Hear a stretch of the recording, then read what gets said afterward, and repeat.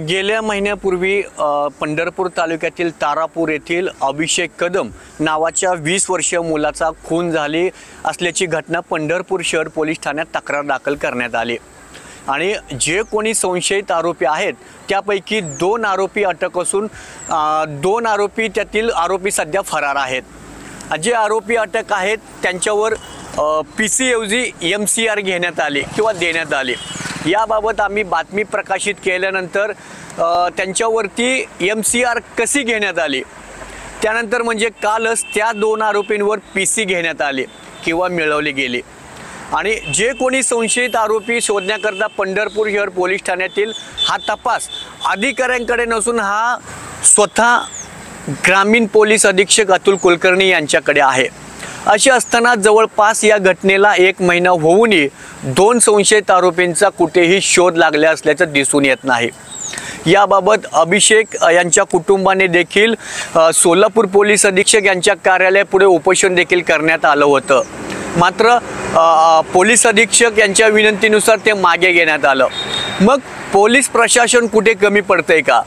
कारण असंही म्हटलं जाते की कानून के हात बडे लंबे होते हैं, पण या प्रकरणामध्ये 2 संशयित आरोपींचा शोध कसा लागेना?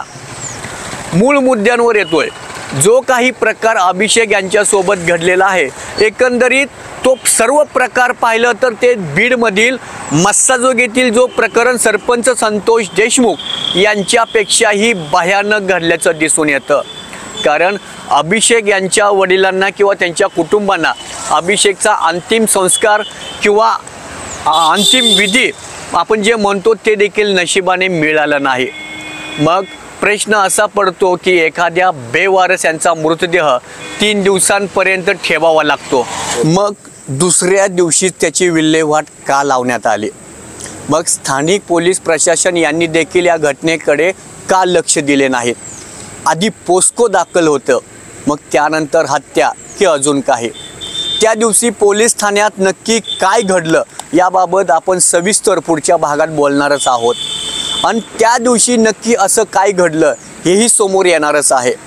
तत्पूर्वी एवढी मोठी घटना घडूनही अद्यापही पंढरपूर तालुक्यातील किंवा सोलापूर जिल्ह्यातील एकही सामाजिक संघटना किंवा एखाद्या गटाचा नेता याबाबत जाब विचारण्यासाठी किंवा पीडित कुटुंबांना धीर देण्यासाठी का पुढे येऊ शकले नाहीत? जर या ठिकाणी एखाद्या मोठ्या नेत्याचा किंवा करोडपती मुलाच्या बाबतीत जर असं काही घडलं असतं तर कितीतरी सामाजिक संघटना रस्त्यावर येऊन आवाज उठवला असता, पण या घटनेमध्ये असं काय आहे की सगळे मी म्हणणारे सामाजिक कार्यकर्त्यांचा बिल्ला लावून फिरणारे या प्रकरणात गप्प का? अशी देखील माहिती मिळते की फरार असलेले संशयित आरोपी म्हणजे संदीप मांडवे यांच्याविषयी काही पदाधिकारी हे आपल्या पक्षातील वरिष्ठ नेत्यांकडे गेले असता वरिष्ठ नेत्यांनी देखील या प्रकरणाबद्दल हात वर केले असल्याची देखील माहिती मिळत आहे।